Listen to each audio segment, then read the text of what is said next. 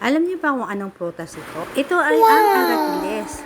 Oh, nakita niyo, ano, akala may-ari ng puno, nakakuha ng kuha. Hindi po. Hindi po yung aming puno. Kuha lang po ako kasi nakita ko po sa may tabing daanan ay mayroong mga puno ng aratiles. Parang walang kumukuha. Sabi ko, alam ko yan nila ito na kinakain ng prutas. Kaya ito nga, at ang asawa ko naman sabi ko, kuha niyo ko ng picture habang kumukuha para merong ebidensya kung sino man ang may-ari ng punong ito. Kaya nagpapaalam na po ako sa inyo na kumukuha po ako. At wala, ang pinaalaman ko po yun ay ang mismong puno. Kasi ang dami nga ng